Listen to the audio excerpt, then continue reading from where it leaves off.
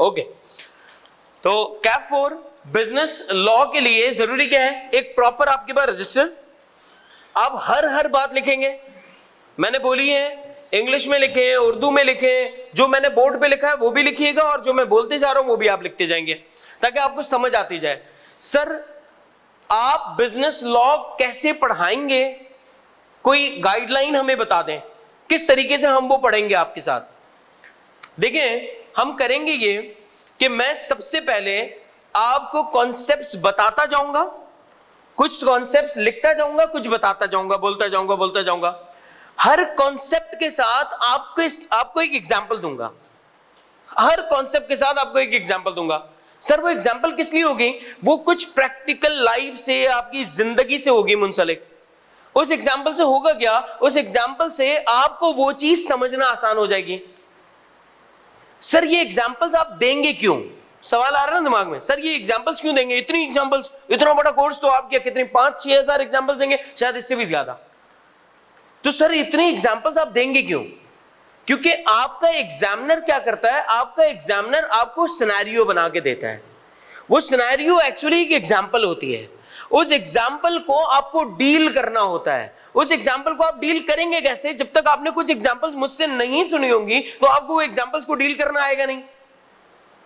तो वो एग्जांपल्स को डील करने का हमारा तरीका क्या होगा कि मैं आपको एग्जांपल्स बताता जाऊंगा, कुछ एग्जांपल्स जो आपको अच्छी लगती जाएंगी आप वो लिखते जाएंगे अपने पास। इसी तरह की एग्जांपल्स आपका एग्जामिनर आपको देगा तो आपको लगेगा यार पेपर तो बहुत ही आसान है। अब समझ आ रही है बात? कि जो बच्चा कहता है ना सर पेपर बहुत आसान था, इसका मतलब उसी तरह की एग्जांपल्स उस बच्चे ने सुनी है, और पूरा पेपर तकरीबन सिनेरियो बेस आता है। ठीक है, अब सर पेपर को डील करने का तरीका क्या होगा? आपके सामने फर्ज करें पेपर आ गया है। पेपर में आपके पास एक होगा जिसे हम कहते हैं एमसीक्यूज। एमसीक्यूज आपके 15 मार्क्स के होंगे। 15 मार्क्स के आपके एमसीक्यूज हैं। सर ये एक एमसीक्यूज कितने नंबर का होगा? 1 नंबर का, आधे नंबर का, 1.5 नंबर का, 2 नंबर का? एग्जामिनर की मर्जी। एग्जामिनर की मर्जी। एग्जामिनर चाहे तो आपको 15 एमसीक्यूज दे दे 15 नंबर के। एग्जामिनर एक एमसीक्यूज आपको 1.5 नंबर का भी देता है, 2 नंबर का भी देता है, इवन 2.5 नंबर का एमसीक्यूज भी दिया है। तो इसका मतलब ये सारी मर्जी किसकी चल रही है? एग्जामिनर की। ठीक है, तो वो एमसीक्यूज जरूरी नहीं 15 नंबर के 15 हो, वो एमसीक्यूज हो सकता है 10 भी हो, वो एमसीक्यूज हो सकता है 12 भी हो, डिपेंड्स। ठीक, सर 15 नंबर के एमसीक्यूज हो गए। अब कितने मार्क्स का पेपर बचा? 85 मार्क्स का। सर 85 मार्क्स का अब जो आपका पेपर है, समझ लें तकरीबन कोई इसमें से 60% पेपर जो है ना वो आपको सिनेरियो बेस होगा। यानी कि एग्जामिनर करेगा क्या? आपको अंग्रेजी में एक सिनेरियो बना के दे देगा। उस सिनेरियो को आप क्या कर रहे होंगे? डील कर रहे होंगे। सर वो सिनेरियो जो आपको बना के देगा, सर इस सिनेरियो से हमें कुछ बातें पता लगेंगी। या तो वो सिनेरियो पूरा का पूरा लॉजिकल होगा,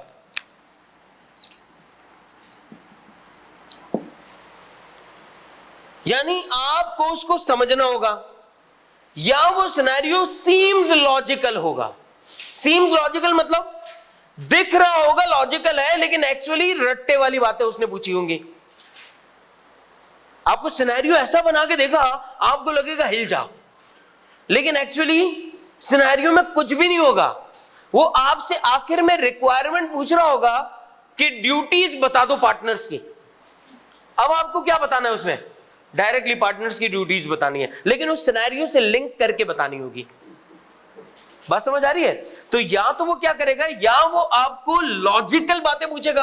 अब लॉजिकल को डील करने का तरीका अलग है। या फिर आपसे क्या पूछेगा? सीम्स लॉजिकल, लग रहा होगा कि लॉजिकल है जबकि होगा नहीं। वो आपको कब पता लगेगा? जब आप रिक्वायरमेंट रीड करेंगे तब पता लगेगा एग्जाम की। सर बाकी जो 85 में से बाकी जो 40% जो पेपर बचेगा 85 में से, वो क्या होगा? वो आपकी सिर्फ क्रैमिंग होगी। क्रैमिंग मतलब रट्टा, एग्जैक्ट रट्टा।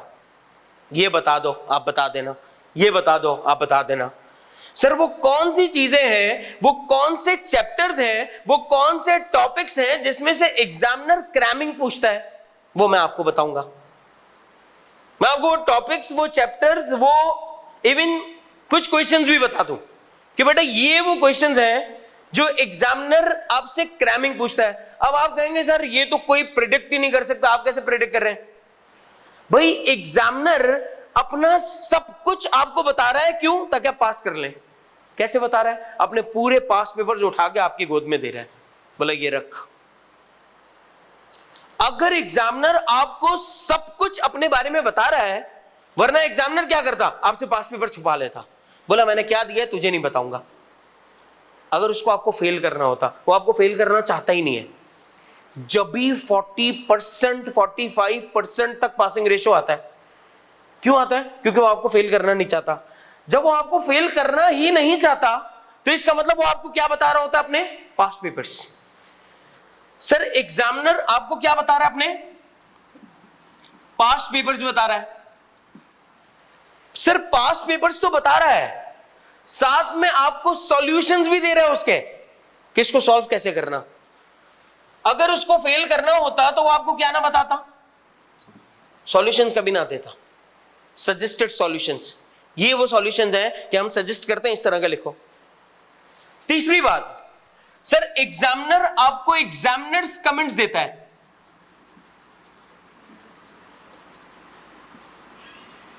अब आप कहेंगे इसमें क्या होता है? एग्जामिनर्स कमेंट के अंदर एग्जामिनर ये बताता है कि क्वेश्चन नंबर 2 का जो ए है उसमें कितने बच्चों ने 60% तक मार्क्स लिए हैं। वो बताएगा कि बच्चों ने यहां पे 60% तक मार्क्स लिए हैं क्वेश्चन नंबर 2 में। अब मार्क्स क्यों नहीं लिए वो ये बताएगा ओवरऑल। वो कहता है कि यहां पर हमने बच्चे से 2 सवालात पूछे थे, जैसे कि व्हाट एंड व्हाई। तो बच्चा इतना कंफ्यूज होता है उस वक्त कि वो क्या करता है? व्हाट का आंसर तो दे देता है और टिक कर देता है, बोला मैंने कर लिया। 4 नंबर के सवाल है, तो इसमें व्हाट के 2 नंबर छुपे हुए थे, वाई के 2 नंबर छुपे हुए थे, लेकिन वो क्या समझता है? वो व्हाट के ऊपर ही 4 पॉइंट्स लिख के आ जाता है, वाई को इग्नोर कर देता है। अगर एग्जामिनर आपको फेल करना चाहता तो क्या कभी बताता? नहीं बताता। वो आपको फेल करना ही नहीं चाहता, वो आपको पास करना चाहता है। वो कहता आप पास कर लो। तो इसी वजह से एग्जामिनर क्या कर रहा है? एग्जामिनर आपको पास्ट पेपर्स देता है। तो सर क्या हम पास्ट पेपर्स को देखेंगे या नहीं देखेंगे? हमारी मेथोडोलॉजी या हमारी स्ट्रैटेजी क्या है? हम सबसे पहले अब अपनी हमारी मेथोडोलॉजी देखते हैं। अभी तो ये देखा कि एग्जामिनर हमें फेल नहीं करना चाहता, एग्जामिनर चाहता ही नहीं आप फेल हो किसी भी तरीके से। अब सर हम कैसे इसको आसान बनाएंगे? सबसे पहले हम क्या करेंगे? सबसे पहला काम सर हम करेंगे कॉन्सेप्ट्स। कॉन्सेप्ट समझेंगे, कॉन्सेप्ट समझेंगे। मैं आपको बताता भी जा रहा हूंगा, लिखता भी जा रहा हूंगा, आप भी लिखते जा रहे होंगे अपने पास।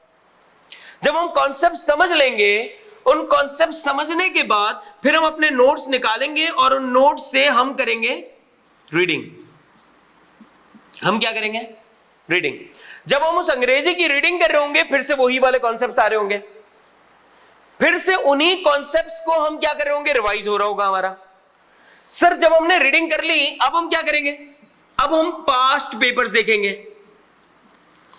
सर पास्ट पेपर्स कितने सालों के देखेंगे? 1 साल के, 2 साल के, 3 साल के, 4 साल के, 12 सालों के तकरीबन, पिछले 12 सालों के। सर यानी इस चैप्टर में पिछले 12 सालों में एग्जामिनर क्या क्या करता हुआ है ना, वो सारा आपके सामने होगा। समझ आ रही है? फिर उन चीजों को आप लिखते जाएंगे, हम चेक करते जाएंगे, आपको एग्जामिनर कमेंट्स के हिसाब से बताते जाएंगे, खत्म हो जाएगी कहानी। ऐसे हमारे चैप्टर्स इंशाल्लाह कंप्लीट होते जाएंगे। Sir total number of chapters कितने हैं? ये मैंने आपको अपनी मेथड्स बताए। Sir total number of chapters कितने हैं?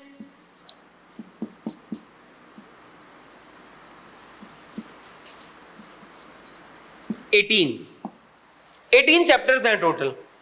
इसमें से कितने रट्टे वाले हैं, क्रैमिंग वाले हैं, वो मैं आपको बताऊंगा। सर क्रैमिंग वाले भी मतलब ये नहीं है कि उसमें कॉन्सेप्ट है ही नहीं, कॉन्सेप्ट सब में है। कॉन्सेप्ट के बगैर लॉ है ही नहीं। अगर कुछ लोग आपसे कहते हैं ना अभी रट्टा लगा लियो, झूठ बोल रहा है वो आपको फेल करवाना चाह रहा है। क्योंकि बगैर कॉन्सेप्ट के आपकी, अगर इतना ही आसान होता और इतना ही हल्का होता, आप अकाउंटिंग कितनी बार पढ़ेंगे पूरे सीए में? 4 बार। पहला कब? पीआरसी, फिर 2 बार कब, और फिर सीफैप में 4 बार। लॉ पता है कितनी बार पढ़ते हैं आप? 3 बार। सोचे इंपॉर्टेंस लेवल। आप चार्टर्ड अकाउंटेंट बन रहे हैं और आपको लॉ इतना पढ़ाया जा रहा है, आपके दिमाग में तो आ रहा हो ना कि सर इससे अच्छा लॉयर नहीं बन जाता, चार्टर्ड अकाउंटेंट क्यों बन रहा हूं? आपको पीआरसी में नहीं पढ़ाया जाता, कैफ में 2 बार, कैफ 4, कैफ 7, और फिर सीफैप में, सीफैप 2 में पढ़ाया जाता है। अब आप सोचेंगे कि सर इतना ज्यादा हमें क्यों पढ़ाया जा रहा है? ताकि आपके सामने जब लीगल टर्मिनोलॉजीज लिखी हुई हो या आपके सामने कोई लीगल कंप्लायंस या कोई ऐसा कोई मसला हो तो उसको आप डील भी कर सकते हो, समझ भी सकते हो, और लॉयर अगर आपको कुछ समझा रहा हो तो आप उसकी बात भी सुन सकते हो, वरना आपको पता ही नहीं लगेगा क्या बातें हो रही हैं। आपको लगे ऐसे ही कुछ हवा में कुछ बातें कर रहा है बस। आपकी अंडरस्टैंडिंग भी तो हो ना उन चीजों को समझने सोचने की, कोई आपको बेवकूफ ना बना सकता हो। अरे बात समझ। अब सर ये तो हमें पता लग गया, और ये आपको वो बताया कि सर पेपर पैटर्न होता कैसा है। अब एग्जामिनर ने आपको 4 ग्रिड्स दिए हैं, 4 ग्रिड। ये वो ग्रिड्स हैं जो आपको बताता है कि सर कहां से कितने नंबर का पेपर एग्जामिन करता हूं मैं। बात समझ रहे हैं? यानी एग्जामिनर अगर आपको फेल करना चाहता तो क्या कभी यह बताता कि मैं कहां से कितने नंबर का पेपर पूछूंगा? एग्जामिनर आपको यह बताता है कि मैं पेपर कहां से कितने कितने मार्क्स का पूछूंगा। उसने आपको 4 ग्रिड्स बताई हैं। 1 is grid A, grid B, grid C और ग्रिड डी। अब सर इसमें इसने बताया क्या है, यहां से वो पूछता है एक चैप्टर, चैप्टर नंबर 1।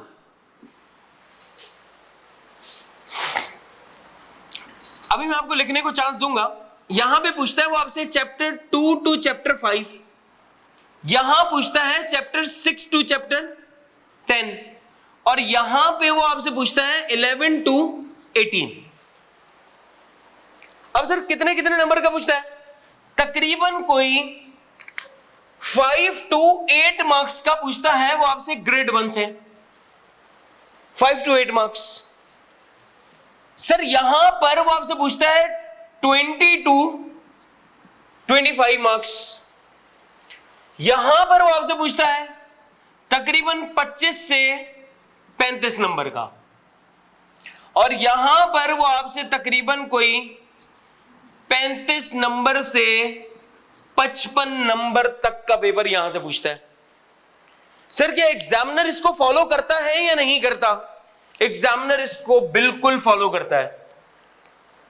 यानी आप अगर इन चैप्टर 1 टू 18 आप अगर डिवाइड कर लें तो आप ये समझ लें कि सर 50 नंबर का पेपर कमोबेश यहां से आता है, और कमोबेश 50 नंबर का पेपर आपका यहां से आएगा। यानी ये वो बातें हैं जो आपको एग्जामिनर की टेक्निक्स बता रहा हूं कि एग्जामिनर की अप्रोच क्या होती है, एग्जामिनर आपको कहां से घेरना स्टार्ट करेगा। अब कुछ बच्चे ऐसे होते हैं जो करते क्या है, सर मैं सिर्फ इस ग्रिड को कर लूं और मैंने इसको बहुत अच्छा कर लिया, सर इसमें से मैंने 2 चैप्टर किए हैं सिर्फ, आप फेल हो जाएंगे। क्योंकि एग्जामिनर आपको खुद बता रहा है कि मैं इस तरीके से पूछता हूं। सर क्या एग्जामिनर इसको फॉलो करता है? बहुत हद तक इसी को ही फॉलो करता है। बस समझ आ रही है? अब लिखें अब आप अपने पास।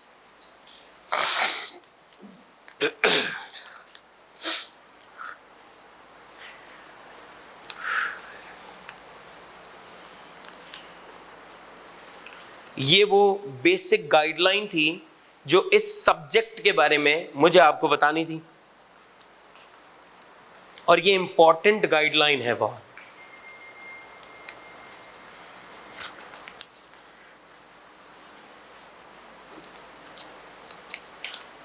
ओके जी,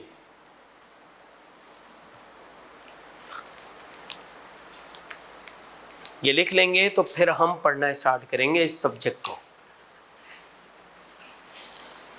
सर ये सब्जेक्ट इंटरेस्टिंग है, बोरिंग है, किस तरीके के सब्जेक्ट है?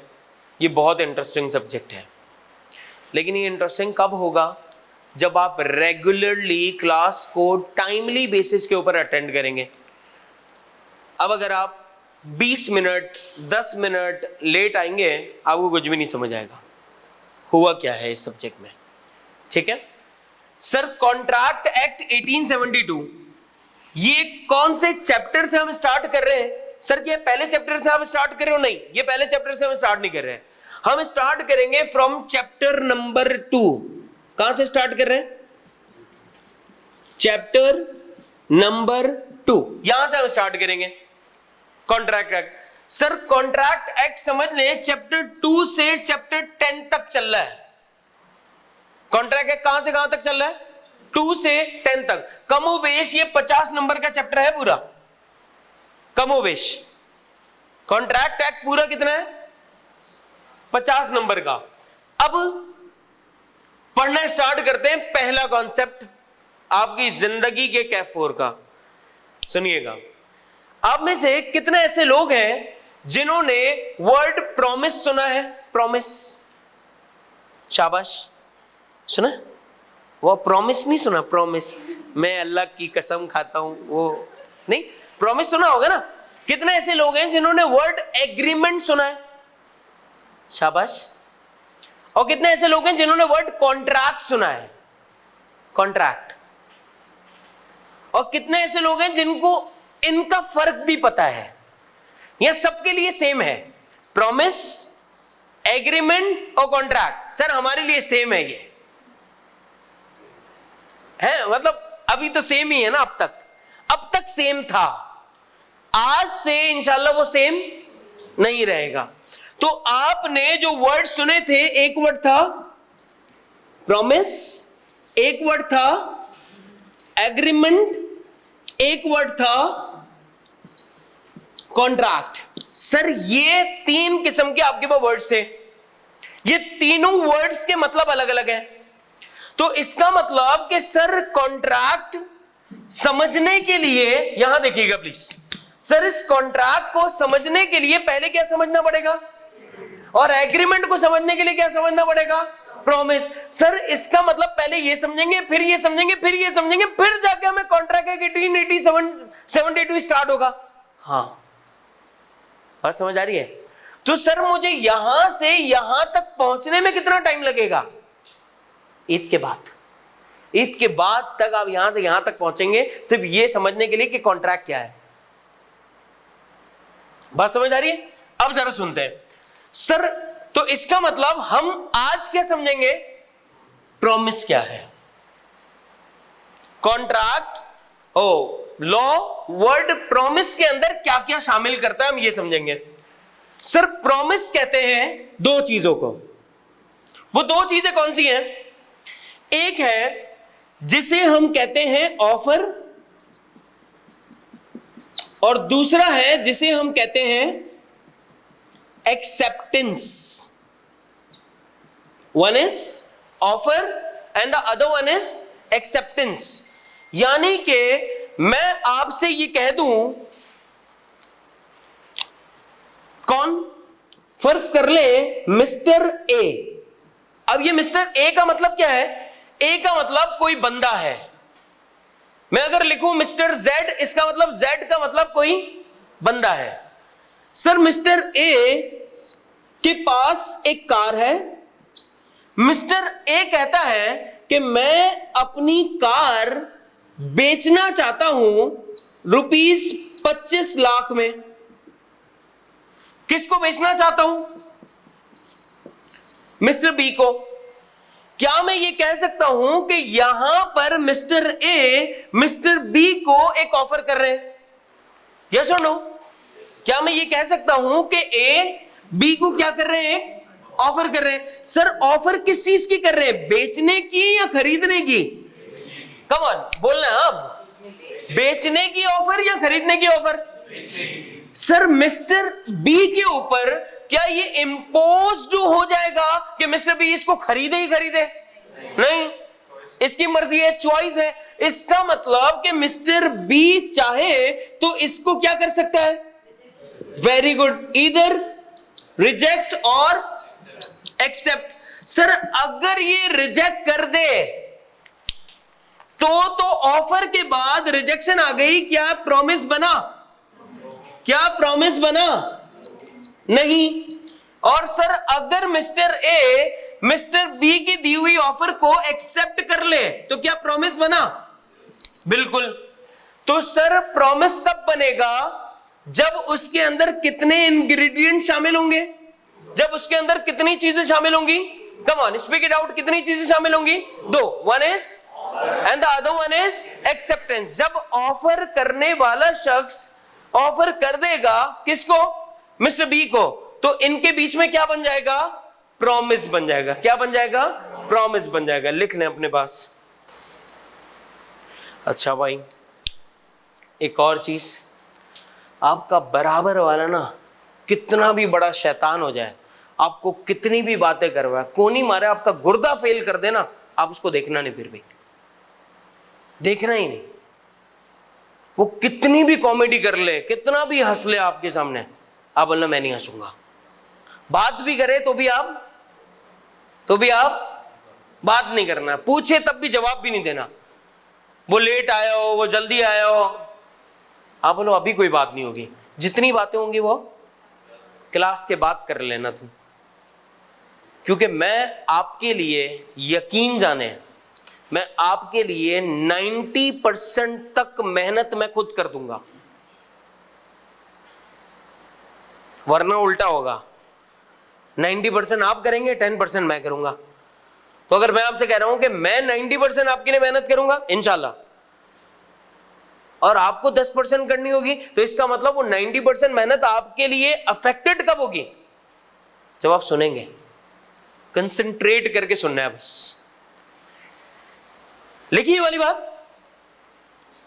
अगर लिख ले तो अभी तो मैंने प्रॉमिस में आपको दो चीजें बताई, ऑफर और एक्सेप्टेंस। आपको पहले ये तो पता लगे कि ऑफर होता क्या है। तो यहां पर मैं ऑफर की डेफिनेशन लिख रहा हूं कि लॉ क्या कहता है, ऑफर क्या होता है।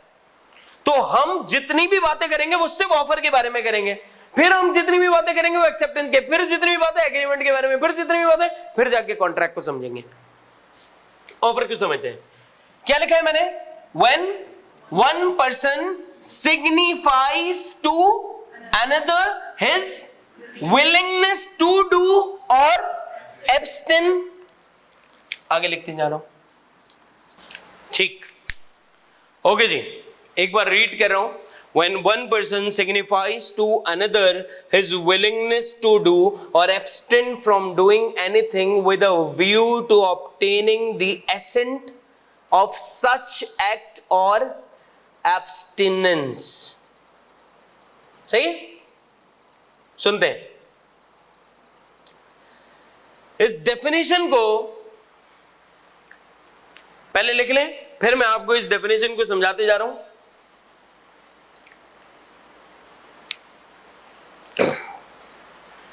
सर लॉ को समझने के लिए आसान तरीका क्या है? अब ये लिखी हुई है, कितने लोगों को समझ आ गई है? Very good. कितने लोगों को? किसी को भी नहीं? आपको एक को आ गई, वेरी गुड। दो तीन को आ गई, शाबाश। अब लॉ को समझने का एक आसान सा सर तरीका क्या है? आसान सा तरीका, आसान सा तरीका यह है कि सबसे पहले इसकी जो डिफिकल्ट टर्मिनोलॉजीज हैं उनको एक्सट्रैक्ट कर लें, निकाल लें पहले उनको। एक वर्ड सिग्निफाइज। सर सिग्निफाइज का मतलब क्या है? कम्युनिकेट। सिग्निफाइज का मतलब है टू स्पीक।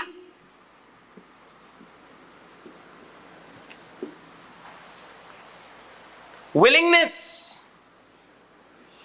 विश, डिजायर, ख्वाहिश। यस और नो? विलिंगनेस मीन्स डिजायर और विश या ख्वाहिश। Do means any act, any performance. Yes और नो? एब्स्टेन मीन्स रिस्ट्रेंट, किसी चीज से रोकना। रिस्ट्रेन, रिस्ट्रेन मीन्स रोकना। सर ये सारे जो वर्ड्स जो आपको लिखवा रहा हूं ना, आप क्या करेंगे, आप ये तमाम वर्ड्स के लिए अपने रजिस्टर के पीछे जाएंगे। आप अपने रजिस्टर के पीछे जाएंगे, यहां पर अभी नहीं पता लगा अभी यूं पर्चे ही घुमा रहे हो, यहां से वहां से यहां जा रहे हो, यूं नहीं, अभी नहीं। आप ये कब करेंगे, आप ये जाएंगे कब, घर जाकर या क्लास के बाद बैठकर आप वो लिस्ट बनाएंगे वर्ड्स, इनके मतलब। ये वो डिफिकल्ट टर्मिनोलॉजीज होंगी जो आपके पास लिखी हुई होंगी। सर इससे हमारा काम क्या? जब आप एग्जामिनेशन में बैठे हुए लिख रहे होंगे ना कुछ अपनी अंग्रेजी से, तो आप ये वाले वर्ड्स को यूज करते हुए इज़-एम-आर लगाएंगे। हैज बीन, हैव बीन, है इज़-एम-आर। तो ये वाले वर्ड्स को, ताकि लगे कि कोई बच्चा अपनी जर्नल गुफ्तगू करने नहीं आया, ये बच्चा लॉ जानता है और लॉ की टर्म्स को यूज भी कर रहा है। बात समझ आ रही है? तो इस वजह से आपको ये सब बता रहा हूं। शुक्रिया भाई। तो ऑब्स्टेन मींस किसी चीज से रोकना, from doing anything with a view to obtaining. Obtaining means हासिल करना, किसी चीज को हासिल कर लेना। एसेंट, एसेंट मींस रजामंदी। Assent means consent. Such act और एब्स्टिनेंस, एब्स्टिनेंस का मतलब रिस्ट्रेंट। अब सर इसका मतलब कि अगर मुझे डिफिकल्ट वर्ड्स पता लग जाए तो आपकी जरूरत ही खत्म हो गई, मैं खुद ही नहीं पढ़ लूं लॉ। ऐसा आ सकता है ना दिमाग में?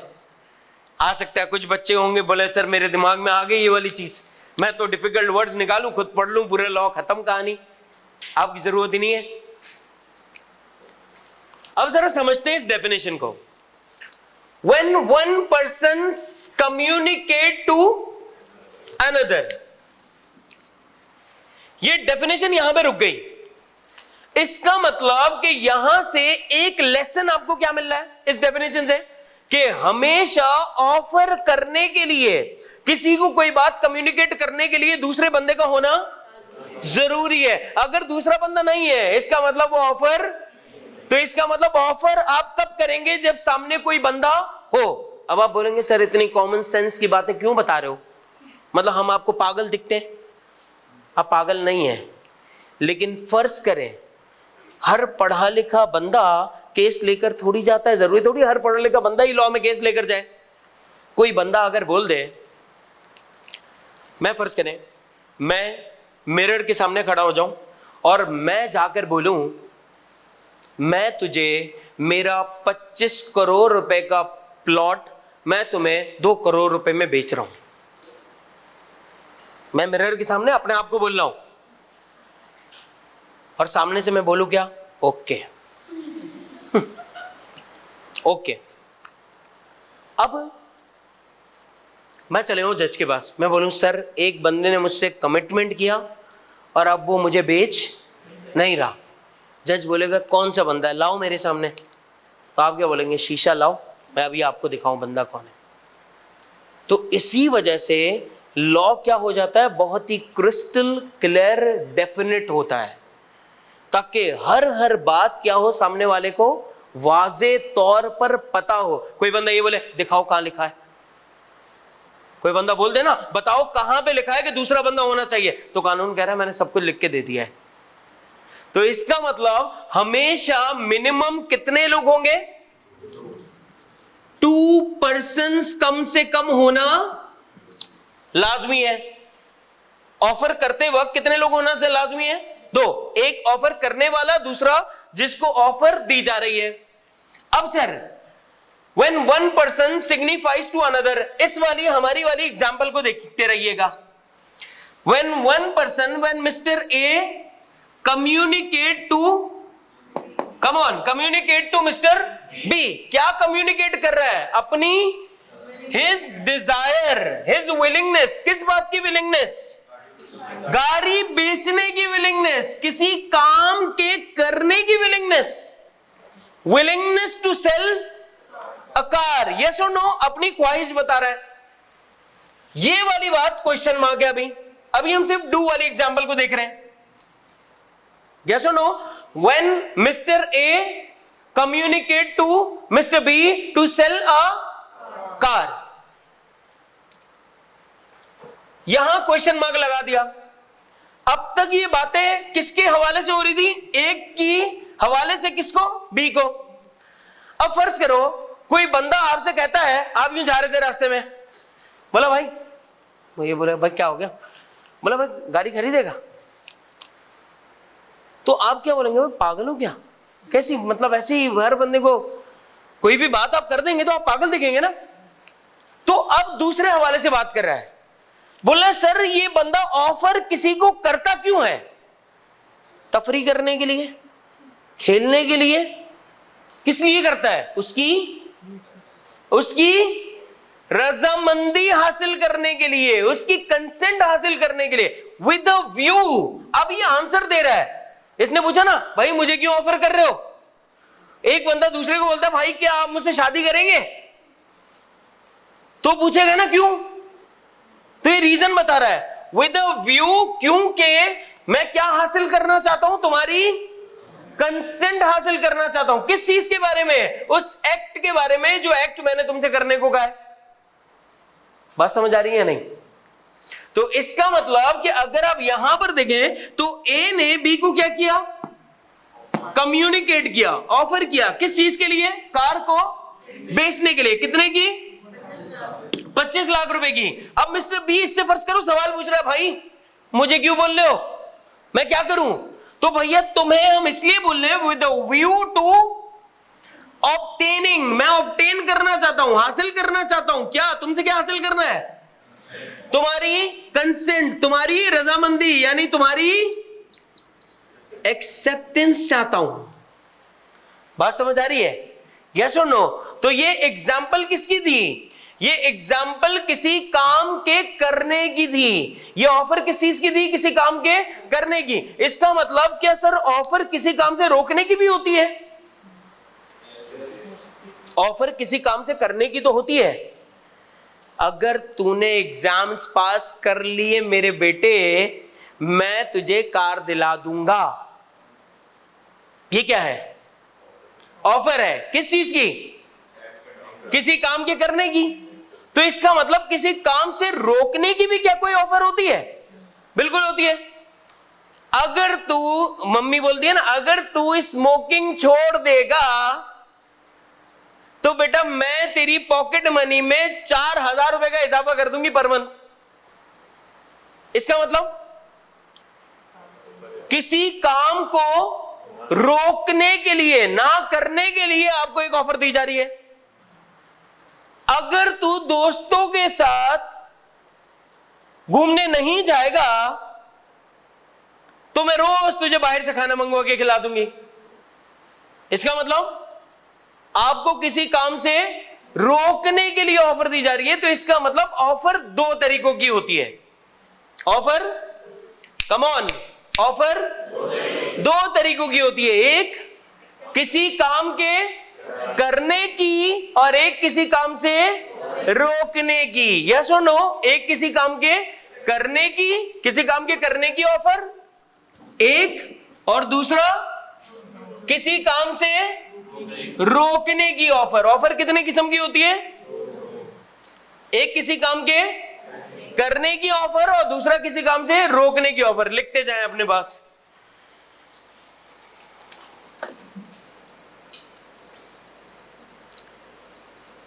जी मैंने ये लिखा है, when one person signifies to another his willingness to do or abstain from doing anything with a view to obtaining the assent of such act or abstinence.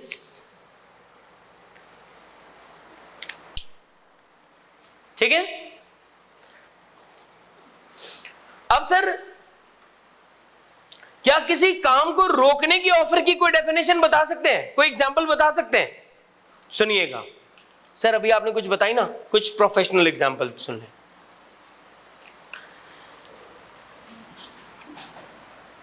अब ये किसके लिए एग्जांपल है? एब्स्टिनेंस के लिए। किस लिए? सुनिएगा, एक बंदा है क्रेडिटर। कौन है? क्रेडिटर कौन होता है? उधार देने वाला शख्स। क्रेडिटर कौन होता है? किसको? डेटर। किसको दे रहा है ये ऑफर? डेटर को। डेटर ने इससे कहा यार मुझे कुछ उधार दे दोगे? क्रेडिटर ने कहा दे देंगे। कितना उधार? 5 लाख रुपए का उधार क्रेडिट दे रहा है। कौन क्रेडिट दे रहा है? क्रेडिटर। किसको दे रहा है? डेटर को। डेटर ने कहा मैं तुम्हें पे कर दूंगा आफ्टर 3 months। मैं तुम्हें कब पे करूंगा? ये 3 महीनों के बाद में पे कर दूंगा। जैसे ही 3 महीने आ गए, पूरे हो गए, कंप्लीट हुए 3 महीने, मिस्टर सी मतलब मिस्टर क्रेडिटर, मिस्टर क्रेडिटर चले गए मिस्टर डी के पास और मिस्टर डी से कहा भैया पैसे वापस कर दो। मिस्टर डी कह रहा है मेरे पास पैसे नहीं है, मैं आपको पैसे नहीं दे सकता हूं, अभी बाद में ले लेना। मिस्टर सी कह रहा है मैं आपके ऊपर स्यू कर दूंगा। बोला कैसी बातें कर रहे हो यार? बोला मैं आप पे केस कर दूंगा। क्या कर दूंगा? केस कर दूंगा। मिस्टर डी ने कहा देखिए भैया आप अगर मेरे ऊपर केस करेंगे तो मेरी रेप्यूटेशन खराब हो जाएगी, मेरी गुडविल खराब हो जाएगी, मैं थाने के चक्कर लगाऊंगा, मैं कोर्ट के चक्कर लगाऊंगा, बुरा इंप्रेशन पड़ेगा, मेरे कारोबार पे भी अफेक्ट आएगा। बोला फिर? बोला सर आप एक काम करें, आप मुझ पे केस ना करें, आप मुझ पे केस ना करें। बोला अच्छा क्यों ना करें? ये पूछ रहा है क्यों ना करें। कहा भाई अगर आप मुझ पे केस नहीं करेंगे, एडिशनल 2 months अगर आप मुझे दे देते हैं, एडिशनल 2 months अगर आप मुझे पेमेंट के लिए दे देंगे और मुझ पे केस नहीं करेंगे अभी, तो मैं आपको 1 लाख रुपीस एडिशनल पे करूंगा। यानी कि अगर मिस्टर सी केस ना करें, केस ना करें, किसके ऊपर ना करें? डी के ऊपर, तो मिस्टर डी क्या करेगा? इसको 1 लाख रुपया एडिशनल पे करेगा। इसका मतलब कि सर ऑफर किसी काम के करने की भी होती है और ऑफर किसी काम से रोकने की भी होती है। गॉट में पॉइंट? बात समझ आ रही है या नहीं? लिखें अपने पास, शाबाश जी। सर इसमें 2% से ज्यादा भी 2% से ज्यादा भी हो सकते हैं, 2% से ज्यादा भी हो सकते हैं जी। मैक्सिमम कोई लिमिट नहीं है, कितने भी लोग हो जाएं। अभी जब हम ऑफर्स की टाइप्स पढ़ेंगे तो हमें मजीद पता लगेंगी चीजें। लिख रहे हैं भाई? शाबाश, लिख रहे हो ना? यानी लिखना, हाँ सब कुछ टाइम पे आओ। क्या कर रहे हो? करना है ना, पास है ना? फिर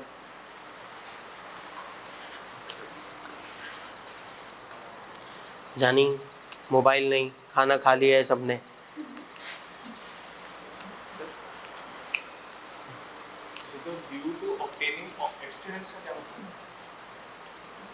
ऑब्टेनिंग, मैं हासिल करना चाह रहा हूं आपकी रजामंदी। किस चीज के लिए? किसी काम के ना करने के लिए। यानी जरूरी थोड़ी हर बार किसी काम के करने के लिए ऑफर हो, है? हर बार किसी काम के करने के लिए ऑफर हो ये जरूरी, अक्सर और बेशतर कभी किसी काम से रोकने के लिए भी ऑफर हो सकती है। ऑफर जरूरी नहीं किसी काम के करने के लिए, ऑफर किसी काम से रोकने के लिए भी हो सकती है। ऐसा ही है जवान। चलो अब सर जी, नॉन मॉनेटरी भी हो सकती है सर ऑफर मॉनेटरी होगी या नॉन मॉनेटरी? ऑफर किसी भी किस्म की हो सकती है, ऑफर किसी भी किस्म की हो सकती है। जैसे मैंने आपको एक ऑफर दी ना, वो ऑफर क्या थी कि बेटा अगर तुम दोस्तों में नहीं जाओगे तो मैं क्या करूंगा, मैं तुम्हें खाना खिला दूंगा।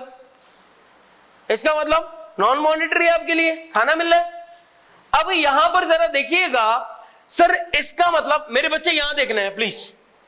अब सर यहां पर हमें ना दो किस्म की पार्टीज दिख रही हैं। देखो एक कौन सी, मिस्टर और दूसरा मिस्टर बी। सर इसका मतलब ये बंदा ऑफर कर रहा है और इसको ऑफर दी जा रही है, ऐसा ही है। सर जो शख्स ऑफर करेगा वो शख्स कहलाता है ऑफरर। क्या कहलाता है, क्या कहलाएगा, ऑफरर। क्या कहलाएगा, ऑफरर। और जिसको ऑफर दी जा रही होगी वो क्या कहलाएगा, ऑफरी। क्या कहलाएगा, ऑफरी।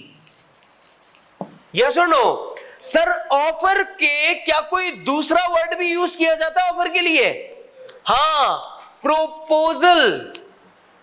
आपने नहीं सुना, मुझे इसने प्रोपोजल भेजा है। प्रोपोजल मतलब ऑफर, खाली रिश्ते के लिए वर्ड यूज नहीं होता। प्रोपोजल मतलब ऑफर। तो इसका मतलब ऑफर के लिए एक और वर्ड क्या यूज किया जाता है, प्रोपोजल। क्या यूज किया जाता है मेरे बच्चे, प्रोपोजल। क्या वर्ड यूज किया जाएगा, प्रोपोजल। तो इसका मतलब ऑफर करने वाले को, ऑफर करने वाले को हम क्या कहते हैं, ऑफरर। और जिसको ऑफर दी जा रही होती है उसे हम क्या कहते हैं, ऑफरी। और वर्ड ऑफर के लिए एक और वर्ड क्या यूज किया जाता है, प्रोपोजल। क्या यूज किया जाएगा, प्रोपोजल। तो क्या मैं ये कह सकता हूं कि जो बंदा प्रोपोजल दे रहा है उसके लिए प्रोपोजर वर्ड यूज किया जा सकता है, यूज किया जा सकता है। और सर जो शख्स जिसको प्रोपोजल भेजा जा रहा है, क्या जरूरी है वो आपका प्रोपोजल एक्सेप्ट करे? जरूरी है? अब चॉइस है ना ये तो हमारी, चाहे तो एक्सेप्ट करे चाहे तो रिजेक्ट करे। तो इसे हम क्या कहते हैं, प्रोपोजी। क्या कहते हैं भाई, प्रोपोजी। ऐसा ही है। और सर अगर ये प्रोपोजल एक्सेप्ट हो गया, अगर ये वाला प्रोपोजल एक्सेप्ट हो गया तो इनके बीच में क्या बन जाएगा, प्रॉमिस। क्या बन जाएगा इनके बीच में, प्रॉमिस। तो इसका मतलब सर अब ये वाला शख्स क्या कहलाएगा, प्रॉमिजर। क्या कहलाएगा, प्रॉमिजर। और ये जिसने एक्सेप्ट किया है वो कौन कहलाएगा, प्रॉमिजी। यस और नो? और सर जिसने एक्सेप्ट किया है वो एक्सेप्टर कहलाएगा। कब, अगर वो एक्सेप्ट कर लेगा तो। एक्सेप्टर कब कहलाएगा, जब वो एक्सेप्ट कर लेगा तो वो क्या कहलाएगा, एक्सेप्टर कहलाएगा। यस और नो?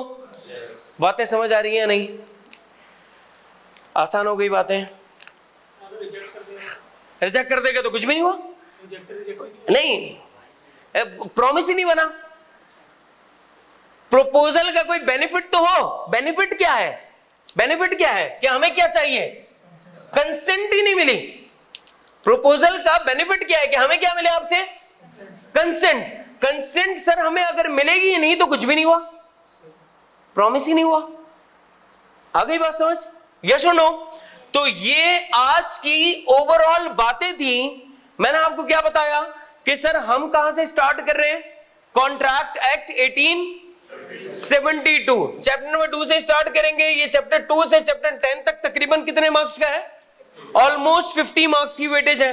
फिर मैंने आपको बताया कि प्रॉमिस, एग्रीमेंट, कॉन्ट्रैक्ट, ये तीनों अलग अलग वर्ड हैं। सर प्रॉमिस अगर समझेंगे तो समझ आएगा, एग्रीमेंट, एग्रीमेंट समझ आएगा तो समझ आएगा कॉन्ट्रैक्ट, और कॉन्ट्रैक्ट समझ आएगा वर्ड तो फिर हमें समझ आएगा कॉन्ट्रैक्ट है 1872। यानी पहले वो वर्ड तो पता लगे फिर जाकर हम 1872 को समझेंगे। तो प्रॉमिस के अंदर कितने इंग्रेडिएंट्स हैं? दो। Come on speak it out. Promise के अंदर कितने इंग्रेडिएंट्स हैं? दो। One is, other one is acceptance. Sir जब ये दोनों ऑफर और एक्सेप्टेंस हो जाएगी तो ये क्या बन जाएगा? प्रॉमिस। फिर यहां पर देखिएगा सर, ऑफर को दूसरे अल्फाजों में क्या कहते हैं? प्रपोजल। क्या कहते हैं? प्रपोजल। ऑफर करने वाले को क्या कहते हैं? और जिसको ऑफर दी जा रही होती है ऑफरी। भले उसने एक्सेप्ट ना की हो लेकिन फिर भी वो क्या कहलाएगा? ऑफरी। अगर वो एक्सेप्ट कर ले तो क्या कहलाएगा? एक्सेप्टर। सर प्रपोजल भी कहते हैं, तो इसका मतलब जिसको प्रपोजल जिसने भेजा है वो कौन कहलाएगा? और जिसको भेजा जा रहा है वो कौन कहलाएगा?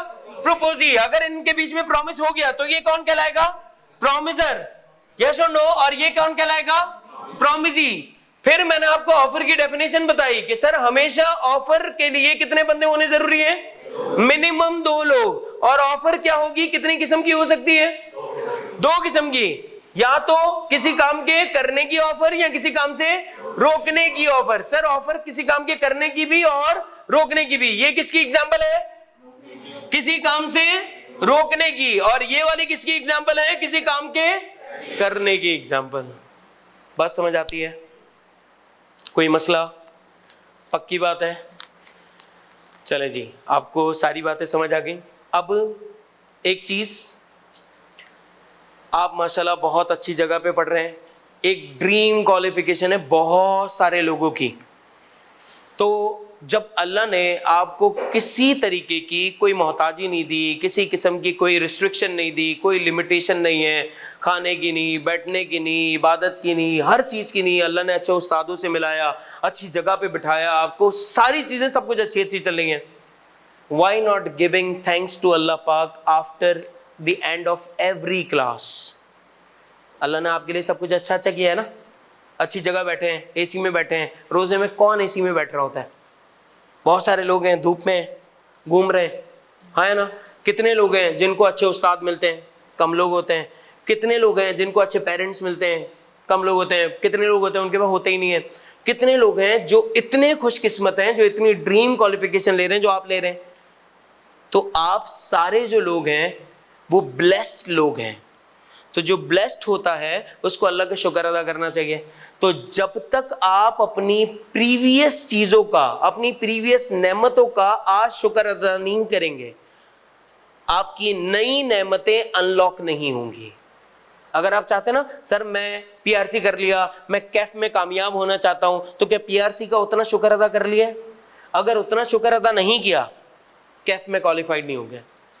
तो इसका मतलब जब तक प्रीवियस नेमतों का शुक्र अदा नहीं करेंगे, अगली नेमतें आपकी अनलॉक नहीं होंगी। So after the end of every class हम आपसे कहेंगे अल्हम्दुलिल्लाह। तो आपने क्या कहना है? से लाउडली, से अगेन, से अगेन अल्हम्दुलिल्लाह। स्टे ब्लेस्ड, अपना ख्याल रखिएगा। इंशाअल्लाह ताला आप लोगों से मैं मुलाकात करूंगा कल।